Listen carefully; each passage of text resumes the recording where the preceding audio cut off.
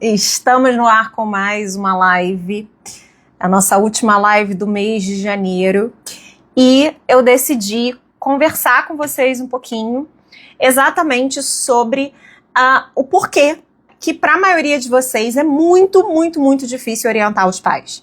Parece um tema meio simples, mas eu acho muito importante dele ser discutido agora ainda no mês de janeiro, para que a gente, em 2026, tenha uma outra entrega, tenha um outro trabalho, né? Uma outra forma de estar com esses adultos, com essas pessoas que estão na função materna e na função paterna. Então, hoje, a gente vai conversar sobre por que vocês, alguns de vocês, né, não conseguem orientar os pais. E não conseguem ser ouvidos pelos pais. E por que eu quis trazer essa discussão? Porque eu recebi muitas mensagens no direct essa semana, falando isso. Olha, eu não sei, a minha maior dificuldade é exatamente que os pais me ouçam. A minha maior dificuldade é que os pais considerem as minhas prescrições, as minhas orientações, aquilo que eu converso com eles. E aí eu falei, bom, então vamos trazer esse tema à tona novamente. Eu não sei se é uma realidade que vocês enfrentam. Se for, por favor, me sinaliza aqui, vamos conversar. Mas o que eu já posso de cara dizer é que não necessariamente o problema de vocês é no nível da comunicação, por exemplo. Eles não me ouvem porque eles não querem ouvir, porque eles têm dificuldade de seguir o que os profissionais falam, ou eles não me ouvem porque eu não falo adequadamente, ou porque me falta conhecimento, que é um outro ponto que vocês trazem bastante. E aí, vocês trazem esse ponto porque vocês criam a expectativa de que vocês têm que ter todas as respostas, a priori. Então, eu nem chamo os pais para conversar. Eu atendo a criança há 2 anos, chamei os pais 3 vezes para conversar. Alguns de vocês trouxeram essa questão para mim no direct nos últimos dias. E assim, eu chamo pouquíssimas vezes porque eu tenho receio deles me perguntarem alguma coisa que eu não sei responder. Eu tenho receio de chamá-los e não ter o que dizer, eles virem com questionamento sobre por que a criança não tá melhor, ou por que a criança, sei lá, ainda apresenta determinado comportamento. E aí, a gente vai percebendo, também supervisando, trocando com vocês, que não necessariamente o problema está na formação de base de vocês. Muitos de vocês que atendem crianças e adolescentes, e adultos também, têm conhecimento em psicopatologia, têm conhecimento sobre desenvolvimento infantil, têm conhecimento sobre desenvolvimento psicossexual, têm conhecimento sobre o funcionamento do cérebro nos diferentes momentos do desenvolvimento, mas ainda assim não conseguem se sentir seguros para orientar os pais. Então é sobre isso que eu quero conversar com vocês, tá? E por favor, não me deixem falando sozinha aqui. Vamos realmente conversar. Hoje a Fabi não vai entrar na live, então estou apenas eu. E eu realmente quero discutir com vocês e mostrar para vocês algumas saídas, alguns caminhos possíveis, tá?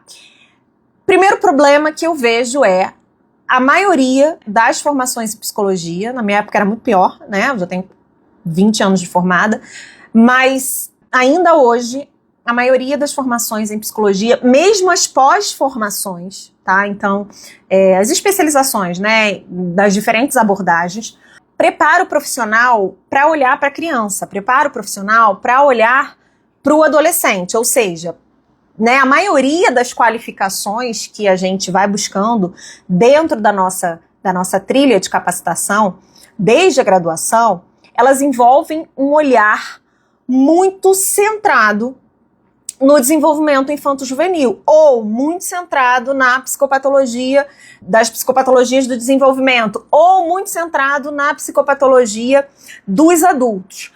Algumas poucas formações vão olhar para a família, mas para a família. Então, se você for buscar, por exemplo, uma formação na área sistêmica, na área de casal, então eles vão olhar para esses subsistemas, para esse sistema familiar ou para esse subsistema conjugal. Agora, eu quero realmente que você se responda com muita honestidade de todas as formações, de todas as qualificações que você já buscou, de tudo que você elegeu dentro da sua trilha de capacitação, se alguma delas realmente focou na tua postura clínica diante dos pais, ou focou na psicopatologia, na relação entre psicopatologia e o fenômeno da parentalidade, ou se focou nesse subsistema coparental. Eu arrisco dizer aqui que, sei lá, uma pessoa vai levantar a mão, 2 pessoas vão levantar a mão, e talvez quem levante a mão já seja nosso aluno, tá? Então, isso é uma realidade que a gente precisa admitir, que a gente precisa reconhecer. Dentro da minha trilha, hoje não, né? Mas até pouco tempo atrás, dentro da minha trilha de capacitação, dentro da minha bagagem de qualificação, nenhuma delas eu tentei fazer as melhores que o meu dinheiro podia pagar, e mesmo que eu não podia, eu corria atrás, para ganhar uma bolsa, para dar um jeito. Então sempre fui muito antenada nisso, mas nenhuma, né, até bem pouco tempo atrás, nenhuma das minhas qualificações incluía esse olhar realmente focado, essa lupa, não colocava lupa sobre o subsistema coparental, sobre o fenômeno da parentalidade, sobre a minha postura clínica diante dos pais, sobre a minha compreensão diagnóstica em relação ao que acontece com homens e mulheres que estão experimentando a maternidade e a paternidade. E isso, na nossa opinião, é grave.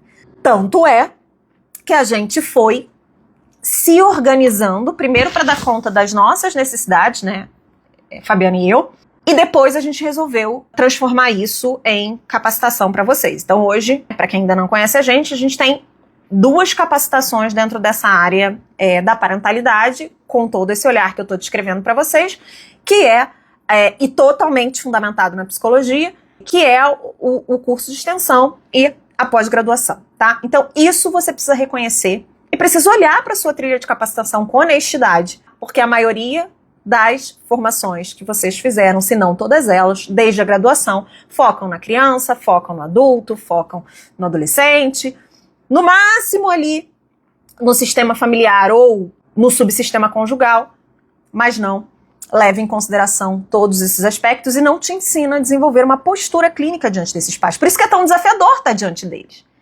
Porque se eu acho que eu tenho que estar diante deles como um prescritor, se eu acho que eu tenho que estar diante deles tendo todas as respostas, se eu acho que eu tenho que estar diante deles dando instruções ou simplesmente psicoeducando, eu não consigo sustentar essa posição. E eles não me ouvem. Porque o que funciona no nosso trabalho, atenção para a obviedade que a psicóloga vai falar, o que funciona no seu trabalho como psicólogo? A maneira como você constrói a relação terapêutica. A relação precisa ser terapêutica. A sua postura clínica diante dos seus pacientes é o que faz com que eles se desenvolvam, com que eles aprendam a lidar com a psicopatologia, com que eles tenham um ganho de qualidade de vida. É a tua postura clínica. Se eu não sei como estar diante dos pais de uma maneira clínica, eu não consigo ajudá-los. Vocês concordam com esse raciocínio? Vocês estão acompanhando esse raciocínio? A Angélica está dizendo aqui que ela já fez o curso. A Angélica é nossa aluna já de bastante tempo, né? Eu acho que ali, uma das primeiras turmas, ela praticamente participa de tudo que a gente faz, ela já está na pós e ela está falando que o conteúdo que a gente entrega faz muita diferença na prática profissional. E faz diferença, óbvio, a gente gosta também do nosso conteúdo, a gente entende que o nosso conteúdo é de qualidade, mas o que o nosso conteúdo faz, ou o que a nossa didática faz, o que a nossa metodologia traz para vocês, é exatamente o desenvolvimento dessa capacidade de se manter psicólogo clínico diante dos pais.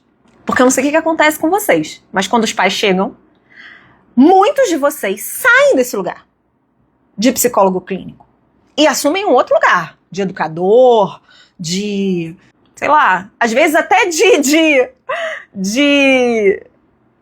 ser humano comum, sabe? O que eu tô querendo dizer com isso? Muitos de vocês diante dos pais saem dessa postura profissional e ficam ali, assim, entediados, né? Ai, que saco, nossa, esse pai negligente, esse pai sem noção. Nossa, nada do que eu falar aqui vai adiantar pra essa criatura. Ai, que saco. E eu não tô falando isso de vozes da minha cabeça. Eu tô falando isso a partir de descrições que vocês trazem, sobre momentos que vocês já viveram na clínica com pais. Eu tô trazendo isso que eu ouço de outros colegas, que obviamente não citarei nomes, fico chateada, fico triste, mas que eu escuto de outros colegas psicólogos que falam: ai, hoje é dia de atender o pai de fulaninho, que saco, ai, tomara que ele falte. Amores, se eu penso isso, tá? Tudo bem você pensar isso um de outro, tá? Você é humano. Mas se eu penso isso sempre, se eu tenho essa dificuldade, significa que neste momento, diante dessas pessoas, eu saí. Eu saí da minha postura profissional. Eu não consigo sustentar minha postura profissional diante deles. E é exatamente isso que a gente está querendo combater. A gente quer ajudar vocês a estarem diante desses pais mantendo uma postura clínica, mantendo uma relação dialógica, mantendo um vínculo terapêutico, ainda que o processo seja da criança ou do adolescente, se mantendo nesse lugar de profissionais que estão buscando compreender, analisar, investigar e intervir sobre o problema que está diante de vocês. Então, já adianto que, já vou seguir aqui com outras questões que eu quero levantar com vocês, mas já adianto que semana passada nós tivemos uma aula aberta, falamos um pouquinho dessa nossa metodologia de trabalho com pais, e semana que vem a gente vai ter mais do que uma aula, no sábado, na verdade, a gente vai ter um dia inteiro, que é o nosso retiro de orientação parental na prática. É uma imersão, então é um evento realmente imersivo, vocês vão ficar o dia todo com a gente, né, quem se inscrever, aprendendo sobre essa metodologia e sobre como eu desenvolvo desde o primeiro contato com os pais, como que eu desenvolvo, na verdade não, como que eu mantenho uma postura clínica desde o primeiro momento com os pais e como que eu sigo no atendimento deles, tá? É um evento prático, a gente vai trazer teoria, obviamente, para embasar a prática de vocês, mas é um evento muito prático, com ferramentas, com exemplos, com casos. Agora há pouco eu estava no telefone com a Fabiana, a gente estava discutindo o caso que a gente ia trazer para realmente ser bem didáticas e bem ilustrativas. Então, quem ainda não está inscrito no retiro, o retiro, como ele é um evento de dia todo, ele é realmente para os mais comprometidos, tá? Então é um evento que a gente cobra por ele, mas a gente cobra um valor muito irrisório, mas para fazer esse filtro mesmo, tá? Para fazer esse filtro de quem tá querendo aprender. Então o evento, vocês precisam comprar o ingresso, hoje vira o lote especial, então a partir de amanhã ele vai ser um pouquinho mais caro. Então quem ainda não tá inscrito, quer entender, quer ver o que vai rolar, pode ir no link da bio, tá? Então vamos lá. Um outro problema, né, que eu percebo muito e que dificulta que vocês consigam ser ouvidos pelos pais, que vocês consigam realmente que eles engajem, né, seja na sua orientação, seja no trabalho clínico, é exatamente um campo de tensão que, por falta de metodologia, se instaura entre vocês. Então, eu vou repetir. O que a gente percebe? Que muitas vezes se instaura um campo de tensão entre o profissional de psicologia e os pais. E é essa tensão que dificulta que a coisa toda ande. Explico. Muitas vezes vocês escutam os pais, vocês sabem o que precisa ser feito, o que eles precisam fazer. Então, sei lá, eles precisam ser mais pacientes, eles precisam parar de usar punição como forma, né, como estratégia de educação, eles precisam aprender a colocar limites, enfim, cada família dentro da sua realidade. Então, muitas vezes vocês sabem o que precisa ser feito, ou seja, vocês até conseguem identificar com muita precisão quais são as dificuldades daquela família. Por outro lado, os pais também sabem o que eles sentem diante dos desafios da parentalidade. Às vezes eles não sabem nomear, mas eles sabem que eles têm um incômodo, por exemplo, quando a criança não obedece, né? Que a lógica da obediência ainda vigora muito dentro do campo da educação, das estratégias educacionais. Então, os pais ainda acham que para disciplinar, né, uma criança boa é uma criança obediente. Então, essa lógica ainda vigora. E muitas vezes eles sabem que eles sentem um incômodo quando aquela criança não colabora prontamente. Eles sabem que eles sentem um incômodo quando aquela criança grita, quando aquela criança chora, quando aquela criança tira uma nota baixa. Então, vocês identificaram o problema, eles sabem o o que eles sentem, mas falta para vocês uma metodologia para abordar isso, para ajudá-los a nomear o que eles sentem, para integrar, para costurar aquilo que eles estão trazendo como dificuldade no exercício da parentalidade com a realidade que está sendo vivenciada dentro daquela dinâmica familiar, para psicoeducar qual é o momento que eu trago informação científica para esses pais. Vocês vão aprender, a gente falou bastante disso na aula aberta da semana passada, e a gente vai trabalhar isso no retiro, que é em que momento eu decido por qual caminho eu vou. Quais são os níveis, né, que a gente chama dentro da nossa metodologia dos níveis de intervenção e orientação parental, e a gente reconhece pelo menos 5 que você precisa percorrer dentro do trabalho com os pais. Se eu não tenho um método, normalmente fica durante a sessão aquela sensação assim, o psicólogo sabe o que ele tem que dizer, mas ele não sabe exatamente como dizer de uma forma que ele seja efetiva, que ele seja ouvido, que as pessoas queiram engajar naquilo que ele disse, ou queiram testar, né, aquilo que foi combinado na sessão. Então, às vezes vocês falam muito assim, eu já combinei, mas eu já combinei com os pais diversas vezes.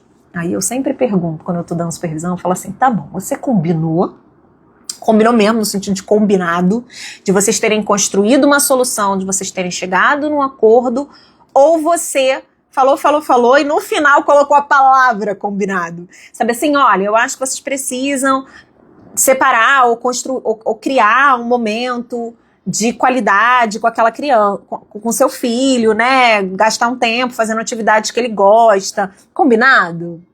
Gente, isso não é acordo, isso não é combinado. Isso é uma imposição colocada de uma maneira, é uma prescrição colocada de uma maneira fofa. É como se o médico dissesse pra mim assim, o pediatra dissesse, em caso de febre, você dá a dipirona em gotas, combinado? Sem me dar margem, por exemplo, como mãe, para trazer a seguinte informação. A minha filha vomita com dipirona líquida, desde bebê, né? Então, ela faz vômito e ela vomita real, assim, ela bota a dipirona para fora. Então, eu quero ir num profissional onde a gente possa negociar essa prescrição. Qual é uma outra medicação que pode substituir a dipirona, que possa ser mais palatável, mas que tenha esse mesmo efeito, que, sabe? Então, eu tô trazendo um exemplo da área médica para dizer que não é muito diferente, não deveria ser muito diferente a nossa postura clínica diante dos pais. Será que as soluções que você está prescrevendo, ou as saídas, por mais que sejam lindas, baseadas em ciência, baseadas na disciplina positiva, cheia de evidências, se essas saídas elas não forem palatáveis dentro daquela dinâmica familiar, naquele momento, elas não vão ser seguidas. E muitas vezes elas vão gerar mais culpa, elas vão agravar um sofrimento que já está ali e que não teve lugar para ser nomeado, não teve lugar para ser expressado. E esses pais simplesmente não vão ouvir vocês mesmo. Da mesma forma que eu não ouço o médico que manda eu dar dipirona em gotas. Eu não ouço esse médico, tá? Ele não me dá mais, às vezes na emergência, dá uma dipirona em gotas. Eu penso, tá, não, vou dar o xarope, aí eu já sei, né, a dosagem, que é diferente e tal. E eu tendo a não ouvir esse profissional, porque é algo que não cabe dentro da minha realidade, que eu sei que vai me trazer mais problema do que solução. E muitas vezes vocês são esse profissional que está receitando dipirona em gotas. Se você chegou na live agora, não deve estar entendendo o meu exemplo, então depois você assiste a gravação lá no YouTube ou no Spotify. Sandra Lima, o que você acha difícil? Conta pra mim, pra eu poder entender. Você é mãe, você é profissional de saúde, conta pra mim pra eu poder... eu também acho muito difícil, é muito difícil ser pai, é muito difícil ser mãe, mas não é muito difícil educar, mas não deveria ser muito difícil um profissional de saúde mental saber como lidar com os pais. Isso se torna difícil ou porque falta conhecimento ou porque falta método. Ou porque faltam as duas coisas. O que eu tô tentando discutir com vocês aqui na live de hoje e quando o problema não é conhecimento? E quando o problema não é formação, não é comunicação, o profissional é um profissional eloquente, é um profissional cheio de recursos, cheio de repertório, mas ainda assim ele não é escutado. Não dá para nós profissionais de saúde, é nossa responsabilidade de achar a solução para esse problema. Não dos pais. Não adianta vocês projetarem nos pais uma dificuldade que é de vocês. Eu sou muito chata com isso, muito cri-cri com isso. Porque eu sou a profissional. Ah, perfeito, Sandra, já, então a gente vai falar melhor sobre isso. Eu acho muito complicado, por exemplo, imagina que eu vou num mecânico, gente, para consertar o meu carro. De quem vocês acham que é a responsabilidade de encontrar o problema e encontrar e construir uma solução? É minha ou do mecânico? Eu tô levando, eu não sou obrigada a saber sobre aquilo. Eu sou obrigada a escutar, né? Eu preciso escutar as orientações dele, eu preciso pagar o serviço dele, mas eu preciso muito confiar que ele é capaz de identificar o que eu estou precisando. E se ele não puder resolver, que ele no mínimo me indique ou me direcione para onde aquele problema possa ser resolvido. Então, se os pais buscam vocês e eles não estão ouvindo vocês, eles não estão atendendo a nenhuma orientação, eles não estão te escutando, eles não voltam, eles apresentam muita resistência, é muito importante que vocês façam esse exercício de buscar no trabalho de vocês onde está essas lacunas. E aí a Sandra está trazendo, acho difícil eles começarem a aplicar o que a gente sugere. A gente precisa então voltar na base, voltar nos 5 níveis. Sandra, te convido inclusive para estar ali treinando com a gente, mesmo já sendo nossa aluna, para estar com a gente lá no retiro, treinando os níveis iniciais. A ação dos pais, ela é consequência, ela não é a maneira como, não é, como é que eu posso dizer? O trabalho não se inicia por essa exigência de atuação dos pais. Ele não pode, assim como você não exige isso de nenhum outro paciente. Você não espera do seu paciente adolescente, criança ou adulto, tá? Você não espera que no primeiro momento ou nos primeiros encontros eles já saiam cheio de ações e com hábitos e com comportamento modificado. A gente instrumentaliza a criança, o adolescente, o adulto, o nosso paciente. A gente vai instrumentalizando ele, a gente os instrumentaliza ao longo do processo terapêutico para que eles então consigam fazer o manejo da ansiedade, fazer o manejo da depressão, enfim, seja lá qual for, né? Buscarem relacionamentos mais saudáveis, seja lá qual for o objetivo terapêutico deles. Com os pais, muitas vezes se torna muito difícil que eles sigam as orientações de vocês, porque vocês têm um comportamento completamente diferente com eles, uma postura clínica completamente diferente com eles da que vocês têm com os outros adultos, com os outros pacientes. E eles tendem a resistir mesmo diante de uma postura julgadora.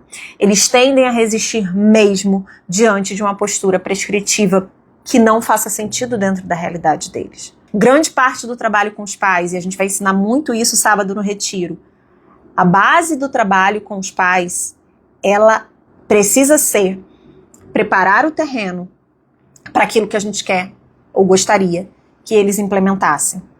Além disso, as soluções precisam ser construídas de forma conjunta e respeitosa também com eles. A gente não prega isso.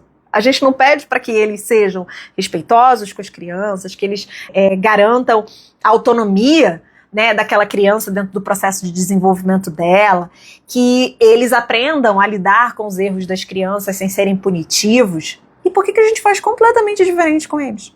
Vocês já pararam para pensar nisso? Então, quem quiser aprender a fazer esse caminho, desde a anamnese, desde o contato lá no WhatsApp, passando pela anamnese e passando por esses níveis de intervenção, precisa estar no retiro no sábado.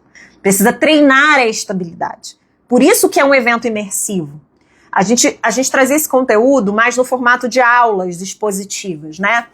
E eram no YouTube, então a gente percebia, vocês assistiam pelo YouTube, e aí a gente tinha pouca interação, a gente não tinha uma parte prática, efetivamente.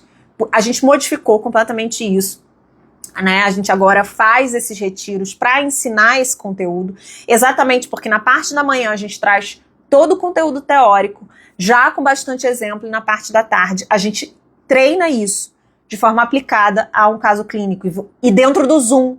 É por isso que as vagas são limitadas, é por isso que a gente vende ingresso, porque é dentro do Zoom, é podendo olhar pra gente, é a gente podendo olhar pra vocês, ver o rostinho de vocês, ver a carinha de dúvida e tirar as dúvidas de vocês em tempo real, tá? Dentro, no mesmo dia, para que vocês no dia seguinte consigam aplicar isso nos casos clínicos de vocês. Então, quem quiser participar do retiro e ainda não está inscrito, o lote vira hoje, é o último dia de lote especial. Amanhã a gente já está com um valor novo. Então, vai no link da bio para que vocês acessem o link de inscrição, recebam o link de inscrição. Um outro ponto que eu quero trazer, e aí já mais, né, até agora eu vim falando das dificuldades, agora eu quero começar a apresentar um pouquinho da solução. A gente vai apresentar mais soluções no sábado, mas quando o psicólogo, prestem bastante atenção nisso, quando você, psicólogo, aprende a ler não só o funcionamento psíquico da criança, não só o funcionamento psíquico do adolescente, quando você aprende a ler o funcionamento psíquico dos pais, dos adultos que estão experimentando a função materna, a função paterna, algo muda imediatamente. É por isso que a gente desenvolveu ferramentas para fazer essa leitura. E aí você vai me perguntar, Fabrício, mas como que a gente faz essa leitura do funcionamento psíquico dos pais? A gente precisa ter ciência embasando essa leitura. Não pode ser achismo. Não pode ser leitura de post de dica de Instagram. Não pode ser também, e aqui eu lanço a bomba, não pode ser também, essa leitura não pode ser baseada em movimentos sobre parentalidade que não necessariamente são baseados em ciência de qualidade. Precisa ser qual é o seu trabalho? Você é psicólogo. Então você precisa ter ferramentas, instrumentos e teorias dentro da sua área de atuação, dentro do seu campo profissional, para que você consiga fazer essa leitura da psicodinâmica, do funcionamento psíquico desses adultos que vivem a experiência subjetiva da paternidade e da maternidade. A gente precisa parar. Quando você aprende a fazer essa leitura, né? Então a gente tem algumas ferramentas. A gente tem a tríade de avaliação da parentalidade, que vai investigar aí os aspectos basilares que estão na base dessa experiência subjetiva. A gente tem a ferramenta para avaliar a qualidade da interação coparental, que dificilmente vocês têm em qualquer formação. Duvido que a maioria de vocês tenha estudado modelos teóricos para a leitura do fenômeno da coparentalidade, por exemplo. Talvez a galera que trabalha mais na área jurídica, que lida com questões de guarda e tal. Mas os psicólogos, de uma forma geral, não estudam isso. A gente tem uma ferramenta para fazer essa avaliação, a gente tem uma ferramenta para avaliar o risco psíquico, ou seja, o que é isso? Quando os adultos, né, se tornam pais, se tornam mães, o que acontece? O que nessa experiência pode torná-los vulnerável ao adoecimento psíquico?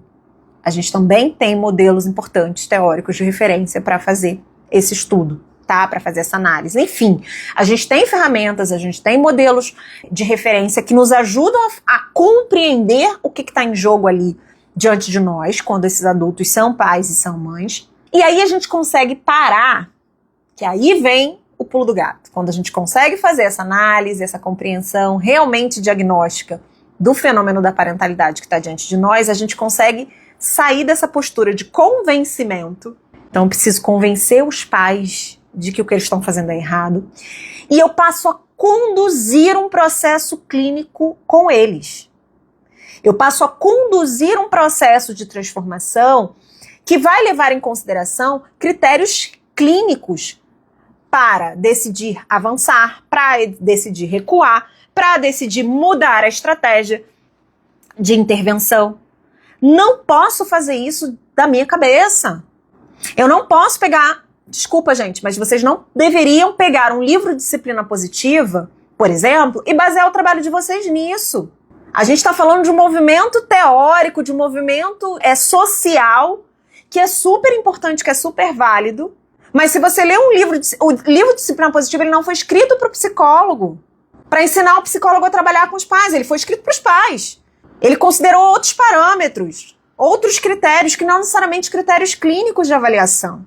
Eu não posso simplesmente chegar para os pais e convencê-los de que eles têm que parar de fazer uma coisa e começar a fazer outra, porque aquilo vai ser mais efetivo na educação. Não é esse o seu papel, não é esse o meu papel. O nosso papel é entender, compreender com seriedade o que impede essas pessoas de fazerem o que elas precisariam estar fazendo para promover o bem-estar daquela criança e do adolescente. A lógica é outra. E quando eu entendo o que está na base dessa dificuldade, aí eu consigo intervir clinicamente. Assim como se você trabalha com pessoas que querem emagrecer, por exemplo, você não vai ficar dizendo para elas que elas têm que comer isso ou aquilo se você é um profissional de psicologia, que elas têm que fazer mais ou menos atividade física. O que você vai fazer como profissional de psicologia? Tentar entender porque que elas não conseguem sustentar a atividade física, porque que elas não conseguem sustentar uma alimentação de qualidade, ou porque que elas não conseguem aderir a determinadas prescrições de outros profissionais de saúde. É isso que você vai entender. Entender se tem algum transtorno ali, alimentar, por exemplo. É isso que você vai fazer. Se o seu paciente estiver buscando, por exemplo, estiver com essa meta, tá? Ou se ele estiver obeso, ou se ele estiver com algum risco de saúde. Mas é com os pais, não. A gente faz uma outra coisa. Eles fazem completamente diferente. A gente vai usando critérios, muitas vezes, que não são clínicos, para compreender o fenômeno e para sugerir. Então vocês precisam parar de tentar convencer os pais, de seja lá o que vocês queiram convencer, para realmente conduzir um processo clínico com eles. Quem quiser aprender isso, no sábado a gente vai conversar bastante sobre isso e a gente vai ensinar vocês a de fato conduzir um processo clínico, um processo de mudança efetiva com esses pais. E, para finalizar, eu preciso dizer, dito tudo isso, reconhecida essa necessidade, e aí dentro de cada área de atuação, eu vi que acabou de entrar uma fono aqui, dentro de cada área de atuação, né, não só do psicólogo, porque a gente tem tentado também ampliar a nossa comunicação para conversar com outros profissionais de saúde que lidam com o fenômeno da parentalidade. Todo mundo que recebe pai e mãe, seja na escola, seja um educador, seja uma fono, seja um pediatra, o fenômeno da parentalidade se apresenta para eles. Então, o mínimo que a gente precisa saber, ou o mínimo que a gente precisa oferecer é essa compreensão, essa leitura realmente científica daquilo que está diante de nós. Então, a partir de sábado, quem não acompanha a gente há mais tempo, enfim, quem acompanha a gente há mais tempo já se acostumou talvez com isso.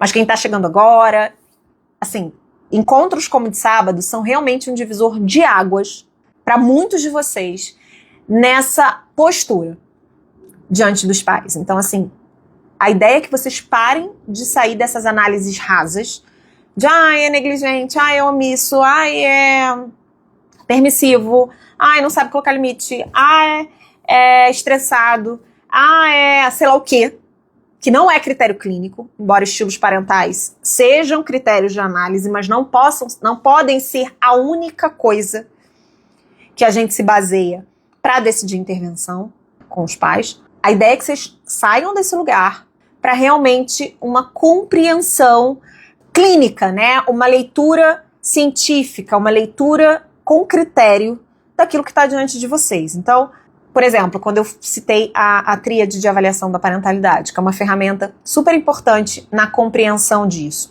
Dentro da tríade, a gente vai avaliar que crenças que regem o exercício da parentalidade, o quanto que esses adultos são conscientes ou menos conscientes das escolhas que eles estão fazendo no exercício da parentalidade. São muitos critérios e muitos indicadores, né? Estou citando alguns. Se eles têm ou se eles não têm rede de apoio. Porque às vezes a gente dá uma prescrição, gente, que depende de tempo, que depende de recurso financeiro, que depende até de condições de saúde mental que esses adultos que estão diante de você não têm. E aí a chance disso ser seguida é zero. Se a partir de amanhã alguém falar pra mim que eu tenho, sei lá, que para eu chegar numa condição de saúde X, eu tenho que triplicar, que eu tenho que aumentar o meu gasto, em 2, 3 vezes, isso vai caber no meu orçamento, eu não vou seguir essa prescrição, por melhor que seja esse profissional. O profissional tem que conhecer a realidade, as dificuldades, as limitações e também as potencialidades de quem está diante dele, para que ele possa decidir estrategicamente o que para aquela família, para aquela dupla parental, o que tem maiores chances de ser efetivamente seguido, tá? Então é por isso que a gente criou um retiro de orientação parental na prática, para ensinar vocês essa leitura clínica, essa leitura acurada, essa leitura científica, com ferramentas, com critérios, com embasamento. Então, como eu falei antes, esse retiro não é para qualquer pessoa, não é para qualquer profissional, é para quem realmente entendeu que existe uma lacuna na capacitação, para quem realmente está engajado e para quem quer passar um dia inteiro com a gente, estudando e aplicando a metodologia, tá? A metodologia de orientação parental que a gente desenvolveu. Quem participar do retiro vai receber os materiais também. Então, tudo que a gente ensinar lá, em termos de ferramenta, vocês vão receber esse material. A aula é organizada de uma forma bastante didática, para que vocês já coloquem em prática durante a aula algumas coisas e já recebam tudo bem organizado para vocês aplicarem também no cotidiano de trabalho de vocês, tá? Então, não é frase pronta para convencer pai, não é formulazinha, não é protocolo rígido, é metodologia para que vocês consigam trabalhar em qualquer caso. E quando eu falo qualquer caso, é qualquer caso. Do mais simples ao mais complexo. Desde uma demanda de desfraude, de uma demanda de atraso de fala, de uma demanda de uso de medicação, até uma demanda, por exemplo, como a que eu recebi recentemente, de 2 mulheres que querem se tornar mães e decidiram que o material genético masculino viria de um amigo. Então, e elas querem que esse amigo participe da educação. Então, por exemplo, essa é uma demanda que chegou para mim. E exatamente por eu ter, embora seja uma demanda pouco convencional, né, uma demanda que não chega para a maioria de nós, é uma demanda que eu não me sinto assustada para conduzir. Porque eu tenho um método de trabalho, eu sei exatamente por onde que eu vou começar. Eu sei exatamente o que eu preciso avaliar. Eu sei exatamente o que eu preciso perguntar para que eu consiga tomar as minhas decisões ao longo do processo clínico dessa família, mesmo sendo uma família pouco convencional, mesmo sendo um exercício da parentalidade pouco falado, né? Pouco teorizado. Certo? Então, repito, quem quer, né, realmente viver uma experiência que é um divisor de águas para a prática clínica, para essa postura, para o desenvolvimento dessa postura clínica diante dos pais, precisa estar no retiro de sábado. Não abra mão disso, não abra mão de uma qualificação séria nessa área, porque senão você vai... Não tem jeito, assim. A única alternativa que a gente tem é o improviso. A única alternativa que a gente tem ao método e à ciência é o improviso.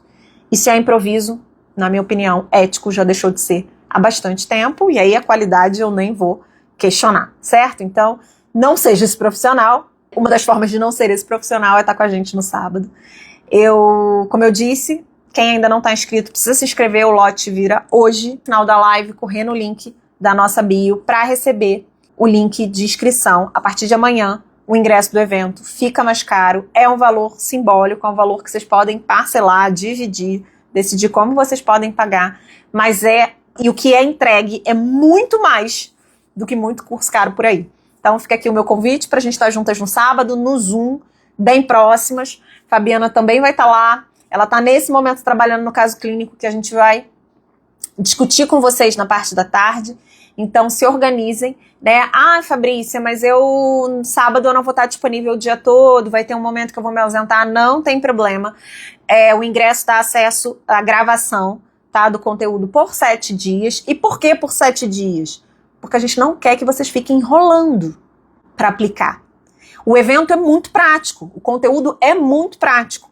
Ele é bem embasado, mas ele é bem prático. Então a gente quer que vocês aprendam a aplicar, quer dizer, que vocês se sintam encorajados a aplicar no dia seguinte, no próximo atendimento. Então se a gente deixa o negócio gravado por 1 ano, vocês não assistem, perdem o acesso. Então é isso, a gravação vai ficar, né, depois, assim que o evento acabar, por 7 dias disponível para vocês assistirem, para vocês ainda conseguirem mandar mensagem pra gente, tirar dúvida e aplicarem, tá? A gente pensou para quem tá na ação, para quem tá na linha de frente. Não é para quem quer ficar, enfim, discutindo uma clínica idealizada. É para quem tá na clínica no dia a dia real. Então, corre no link da bio ou digita aqui a palavra retiro para vocês receberem o link de inscrição de vocês e aprenderem, como eu disse, saírem desse lugar de tentar convencer os pais para realmente entrar, construir um espaço de trabalho onde vocês consigam conduzir essas pessoas dentro de um processo clínico de uma forma resolutiva, que traga, de fato, benefícios no campo da saúde mental para os cuidadores e, consequentemente, para os filhos, certo? A gente vai conversar com vocês sobre psicologia, sobre ciência, sobre critério clínico, sobre ação fundamentada e ética, certo?